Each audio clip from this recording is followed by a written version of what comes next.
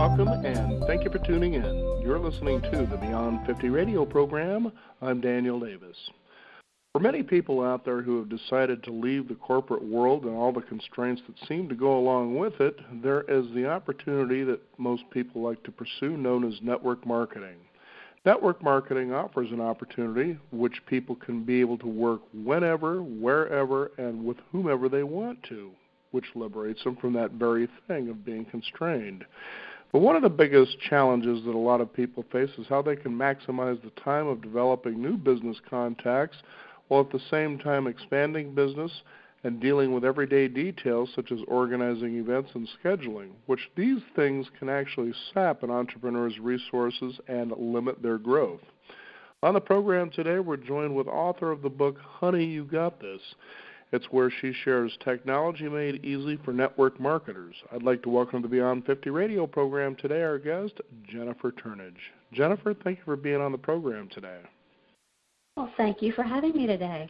Now, this is a pretty exciting thing because I know one of the biggest things that a lot of people face when it comes to network marketing is how to manage their time without getting all tangled up in the details that really don't produce the kind of results that they would like to have. And especially in today's role with technology such as social media, you can find yourself kind of navigating down a labyrinth where you can go down that rabbit hole and never return. Tell us about your background a little bit and give people an idea of what it is you do. I'll be happy to. So I am a native of North Carolina and went to college for a business degree and then joined PricewaterhouseCoopers. So I started out my career with one of the largest accounting firms in the world, a big corporation, but was fortunate enough to be able to work with a lot of technology companies. So after about 10 years, I left PricewaterhouseCoopers to be the chief financial officer of a software company. And that's where I really began my career in technology, working with small companies as we came up with ideas, would raise capital, grow those companies, and then eventually sell them and do it all over again. So I was an entrepreneur, kind of trapped in the technology industry, but learned so much there about how technology can solve everyday problems in all sizes of business. So when I found myself kind of leaving the corporate world and starting my own network marketing company, of course I was looking for that same technology.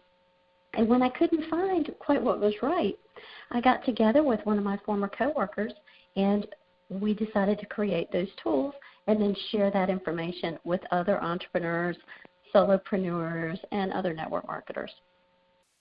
Now, right in your book, right off the bat, I think you lead into an arena where a lot of people really struggle. It's almost like that trap right at the beginning, and that is they like to wait until they have the right budget. They wait till they have the right office space, the right equipment. Usually the word that floats through most people's heads is, I need the best of these things to be the most effective. But the fact is, what you need to do is just get started. Let's talk about that, for instance. Yeah, because a lot of people do. They think having the best of things is going to make them a lot more effective. And the fact is, you could spend forever trying to get that best of before you ever get started. And that really, in a lot of ways is a useless action. You want to start taking action with whatever you have. Let's go ahead and give some clarity about that. Yes, and the way I distinguish these activities is to really think about, are you working in your business or are you working on your business? And the distinction is that when you're working in your business, you are doing income-producing activities. So that generally involves talking to prospects and talking to your customers, talking to people, getting the word out, and having those conversations about your business, the service, the products that you're trying to sell. And that rabbit hole you mentioned is the working on your business. And those are things like, it can be anything from setting up your email to trying to create the perfect marketing site or the perfect business card, or just sitting there thinking about what you would say to someone. When the best thing that you can do is to go back into that mindset of working in your business and just pick up the phone and call someone, or send that email, send that text, send that Facebook message, reach out to someone. Because really, until you have customers that are paying you something, you don't have a business. You have an idea. And you need to get out of that idea phase into the action phase and start generating revenue. Now, in your experience, why is it people like to get tangled? Well, I shouldn't say like to. Nobody likes anything that doesn't have the kind of outcome that they would like to have. But what is it that tangles people up there at that particular step? What do you think the thinking is there? Well, I think there's several things going on. And as an entrepreneur, and particularly when you're starting out, you want to control as much as you can. So you feel like there's so much that's outside of your control. You may focus on things that you can control. Those are going to be very short-term things. Some of these may need to be done, but again, they may not be the most important use of your time at that point. You really need to think bigger and think about where can I have an impact? Who am I going to serve? How do I find those people? And sometimes we hesitate to share those ideas and I think get caught up in that perfectionism when we're afraid of rejection or we're afraid of what someone might think about us. And I think as an entrepreneur, you have to learn to love to be challenged and to love to hear the word no, because it's giving you feedback and you're learning from that, and it helps you continue the conversation. So you have to overcome those fears of thinking you have to have it all together, you have to have it all right. Nobody does. You have to just get out there and take action. That's for sure, and I know a lot of people hear that, and I think you hit it, accurately, is the idea of the fear of how the rejection tends to make people feel. And, what you really need to do is get out there and let that happen quite a bit so you realize, well, this is just part of the process. It is. It's usually not personal. You don't know what's going on in other people's lives. You're asking questions to find out what they need. But don't take it personally. Just learn from it and move on. Now, the next step that you share in your book is another activity that people can tend to get really caught up in and feel kind of ensnared, and gives them the illusion they're taking action, that they're making progress, and that is building and maintaining their contact list. Now, first of all, if you could, go over ways people, through this new technology in this world, how you went about identifying good ways to find leads, but other than that, also building the list and maintaining it the right way so that people are effective. I think that when I looked at starting my business, and even previous businesses, I think the natural place to start is who are the people you already know. And maybe they would be interested in your product or your service. If not, they may be willing to give you feedback on how you approach them, or they may be able to provide introductions to other people. So I always start with my existing network, and that comes from often my emails. It comes from my LinkedIn network, Facebook, some social media, and then also just thinking about the people that you come across in different organizations in your everyday life. But when you want to scale this rapidly, you can very easily go to LinkedIn or Facebook and export your contacts into an Excel file. And that can be the beginnings of your list, and you can do that very, very quickly and easily.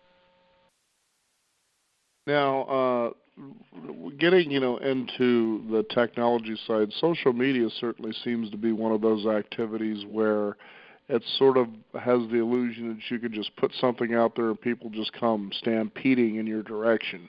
But that also becomes its own crazy little trap in a way too, because as you get on there and you start looking into whether it's your Facebook page, your Twitter page, whatever medium you decide to use, you can find yourself getting caught up in hours of time-wasting activity. Yes. And I think in terms of social media, particularly Facebook, you have to be intentional with your time. And I even will control that sometimes with using the timer on my phone. As I may say, I'm going to spend 15 minutes on Facebook just to catch up with what's going on with the people in my world, and then I'm going to stop. Because you're right, otherwise you might find yourself 2 hours later, you're still on Facebook. And from a business purpose, I always approach it thinking about what is my intention if I'm going to make a post? What is it that I'm trying to communicate? What activity am I trying to drive? But really, when you think about how productive you are during the day, really those activities need to lead to a conversation. Maybe it's in Facebook Messenger, maybe it's in text, maybe it's face-to-face. It doesn't really matter how that happens, but you want those activities to lead to conversations. And if that's not happening, then you should look at your time and look at your activities and see if you really are driving that sort of behavior. Now, what have you found to be a way to create effective activity using social media platforms? For instance, how you put messages out there, building followers, for instance, that are interested in what it is that you have to offer? I think the first thing is to think about the audience that you want to attract and where are they. So you want to be on the right platform to find the demographic that you're looking for. And once you do that, it's then you think about why are people on that platform. Usually they're looking to be entertained. Maybe they want to learn something. Maybe it's to connect with people. So think about your activities on that platform, and are you aligned to deliver value that people are looking for? In a way that you may see that in network marketing, for example, is people generally don't go to Facebook to shop. But they may be interested in learning something or learning what their friends recommend, learning what's working for them. So sharing things like results may attract more interest than just having a post that looks just like an advertisement.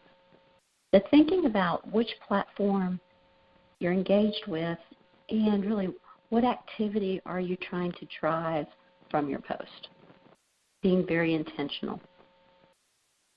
Jennifer, there is a newsletter that I like to get every Monday. It's called the Monday Morning Memo. It's from a marketing expert who actually has a course, actually a university, if you will, down in Texas called the Wizard of Ads Academy. And I've been getting this for several years now, and he's a lot of fun to read what he writes in his memo, and it talks a lot about some of the things that we're talking about here today. And he had posted a particular newsletter on social media and why he found it cost-wise to be less effective than traditional means, such as television, radio, and print, for getting the new leads and the customers that you're looking for. What he said actually made a lot of sense. And he says, with social media, people are allowed to be able to get an account for free. This is their space. For instance, we'll use Facebook in this example. And so when they get this free account, this is their place where they get to connect with people they know of and build, continue their relationships online, to be able to connect messages, share what's going on in their world while getting to enjoy what's going on in the world of the relationships they have. And he says, so when you come in there, especially if you tend to be somebody who has a business and you're trying to get in there and market, you're basically invading this person's space without their permission. Now, the difference between that, for instance, and television is we've come to accept that when we turn on the TV, for instance, and we watch our favorite show, we get to do that for free, but we know the price to pay is we have to endure the commercials. That's just the way it is. But in social media, it becomes almost taboo for that very thing to happen. What are your thoughts on something like that in line with what we're talking about today? I think it's very true. I would completely agree with that theory. And again, it really comes back to the idea of when you're on a social media platform, why are people there? And are you meeting that need or not?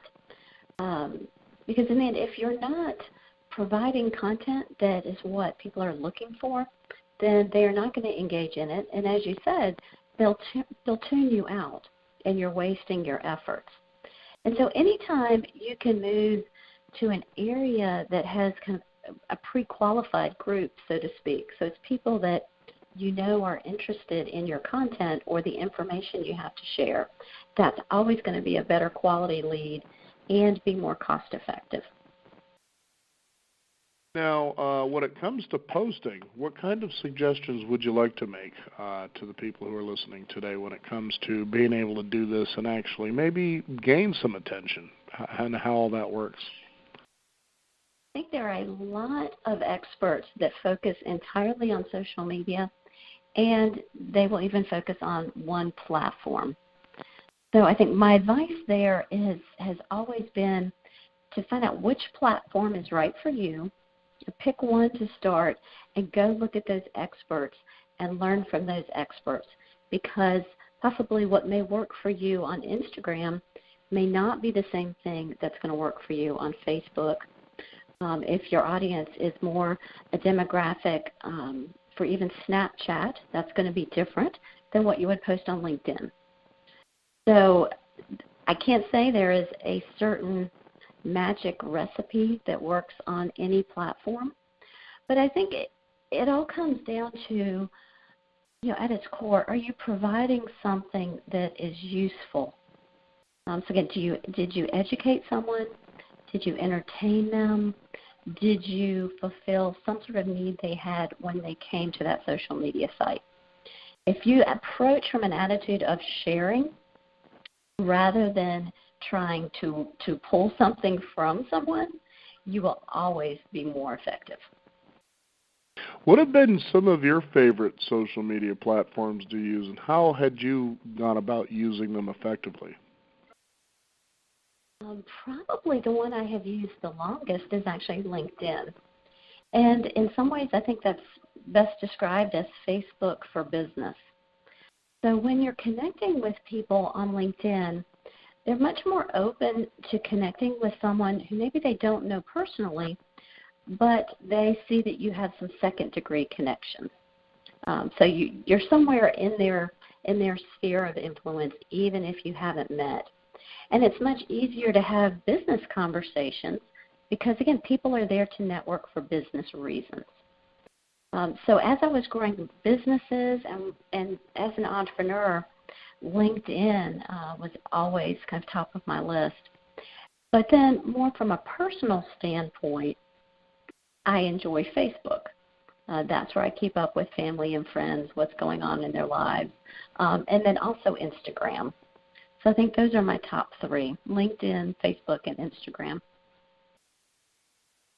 Now, let's talk about some of the tools that you talk about in the book, and I know one of them happens to be maybe a mobile phone versus just a computer. So let's talk about some of the tools that can keep people mobile, because I know one of the big things that you hear, especially for CEOs or leaders in network marketing, is they seem to discourage recruiting online, maybe.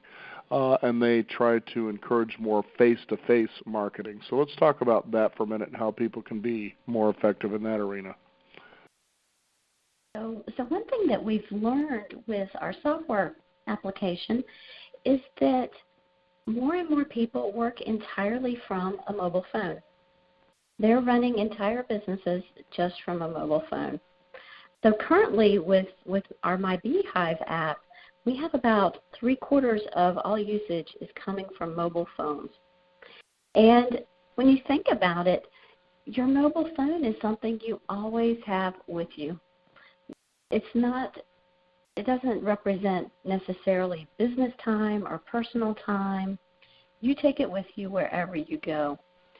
So if your business is about personal relationships, and that's how I view network marketing, you want to keep those contacts available. You want to be able to access that from your phone. And even beyond that is, let's say you're sitting at a coffee shop and you have 15 minutes between appointments. Wouldn't it be nice to know and be able to just open an app on your phone that shows you who are all of your prospects, and you can actually reach out to them right then and there from your phone? I think that is the biggest change I've seen kind of in small businesses in the past few years, is being able to run your entire business from your mobile phone. There's just so much to consider here, but again, keeping it simple is what people should be doing. And I like that you have little blocks in here that say, for instance, what I need to do, when, and when it's done, sort of a thing. And keeping it all simple. How have you seen people actually, build momentum, I guess, from the suggestions that you have here in your book? I think the main thing is that people like to have what I would call a to-do list in the morning. The less you have to spend your time thinking about what to do next, the more time you spend, again, in those income-producing activities. So we like having a system that shows you what are those activities that you need to take every day, whether it's someone you want to reach out to for the first time. Maybe it's someone you talked to last month and you needed to remember, oh, they're going to be back from vacation. They want to talk again next Monday. Well, that next Monday, you want to have that pop up on your phone and tell you that you need to call that person. So anything that you can do to stay organized so you're not spending your time getting ready to work and instead you jump right into those income-producing activities. Now, one of the chapters I really enjoyed reading here in your book, Honey, You Got This, is when you talk about collaborating and sharing information. And I remember back in the 1980s, long before we had the kind of technology that we have available today, you would see people putting up signs on telephone poles. If you want this opportunity for this, here's the number. And somebody would inevitably run around with a box knife and cut off, if not the whole number, at least half of it so nobody could actually get the number. I'm thinking, okay, here's somebody running around with a box knife thinking that they need to have all the activity for that area. And I'm thinking, it's impossible for that person to manage all this. So you would see, you could see obviously what was going on there. And you're talking in your book about collaborate and actually sharing information. What do you mean by that exactly? So in terms of the book, when we're thinking about collaborating and sharing information, that could be information that you want to share with your prospects, your customers, or in network marketing, even your team members. So let's say you're talking to someone about your product or service. You may want to send them follow-up information. What's the easiest way to get that information to them? Maybe you're working with a group of people and you need to gather information back. Maybe you're trying to populate information in a database. Maybe you're trying to just find a good time that everyone can meet and what's a good location. So sometimes we're pushing information out, but sometimes we are collaborating and trying to get information going back and forth. And I think we've all been on very long email threads or possibly even some group text messages where this is trying to happen and it's frustrating for everyone involved. So one of our favorite tools that we recommend is Google Drive, and that's a free way that you can share information with people electronically by just uploading, say, your commonly used documents. And then all you have to do is send them a link and they can access that. Or maybe fill out a form to gather information that you need. And that works well, again, it's a prospect, a customer, a team member. Anytime you want to share information from a common source, there's some great online tools that are free that enable you to do that. And we recommend that all the time. No one wants to carry around a lot of brochures and a lot of paper these days. Mm-hmm. Again, what can you do from your phone? In Google Drive, you can share all that information from your phone. Now, what about when it comes to planning events? Nowadays, what people can actually do is do video casts. So have you found that to be better than, going to, say, a meeting space? I'm definitely seeing a lot more virtual events. And those may be happening in, say, video conferencing systems, or more and more often we're seeing them with a Facebook Live broadcast, possibly Facebook events. And there's some great tools. One of my favorite ones is called Syndicated. And Syndicated will allow you to pre-schedule your event posts. So if you want to have posts going on, say, every few minutes in an online party, you can have those scheduled. So you as the host are then able to spend your time and attention interacting with your guests. So it's like having a virtual assistant for all of your parties to take care of everything that has to happen at a certain time, all that's scheduled out in advance, so you just sit back and engage with your guests. And we're seeing a lot more activity in network marketing that are more the virtual events. Face-to-face is always, always wonderful. I'm a face-to-face person myself, but you can't always do that. You're talking to people in multiple countries often, and virtual events is just a great way to get everyone together. It's kind of a minimum time commitment for your guests and allows you to share a lot of information in a very short period of time. Now, certainly not last but not least is the fact that people need to do one thing that has actually, I know, become very easy, and that's managing your finances and tracking your numbers, things like that. Let's talk about what's available out there and why that's important to do that. Yes. So when it comes down to it, most people start a business to generate a profit. They want to earn money. And having grown up as an accountant in my profession, I've learned the value of using the numbers in your business to really paint a picture and see a story. You don't want to get caught up in the weeds, but you need to know what activities are profitable for you so you can understand where to invest your time and your resources. And particularly if you're in sales, you need to know, for example, if you have a certain income goal, how many sales that converts to in a month, and then you back into, well, if I want, say, 10 sales this month, I need to talk to 100 people. And then you can look at that and say, well, if I want to talk to 100 people this month, how many is that going to be per week and per day? So that way you can see a path to achieve your goals. So numbers don't have to always be necessarily what maybe I learned in accounting school, but it's what's the data that drives your business and what are the numbers that you can impact to increase your profit.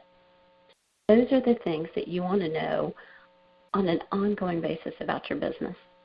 And at the end of the year, you need the information to provide your tax preparer to make sure that you're maximizing your income tax deductions.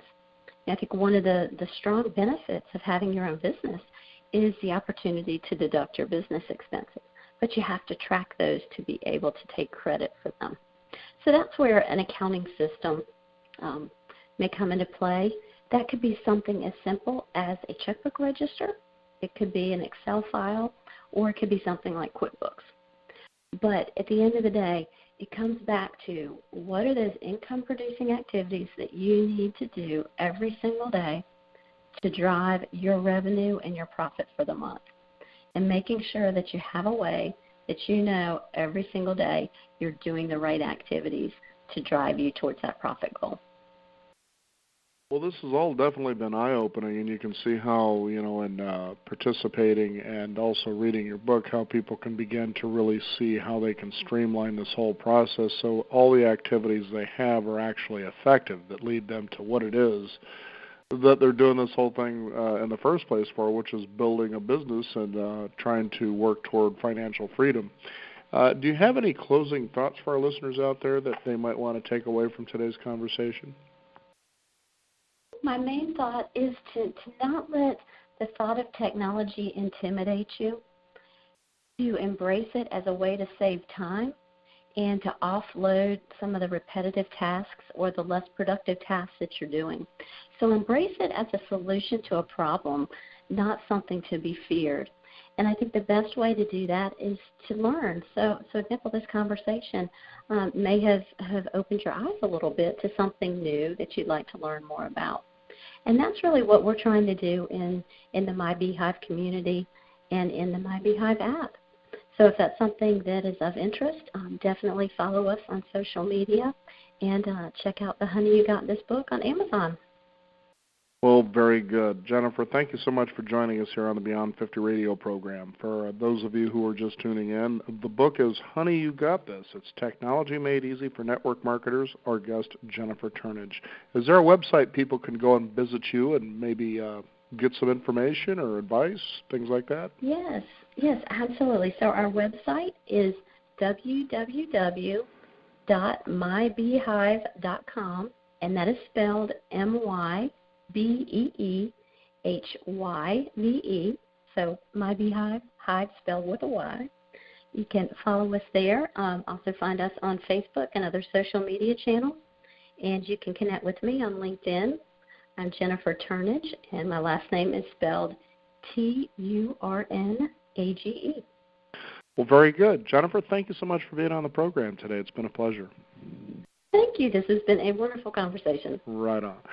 We want to thank you, the listeners out there, for joining us. You can also discover more at Beyond50Radio.com. We do encourage you to sign up for our weekly e-newsletter and keep up to date with what's going on in the world of Beyond 50 as well as upcoming programs. I'm Daniel Davis. Thank you for joining us. This is the Beyond 50 radio program, and remember, live your day past halfway.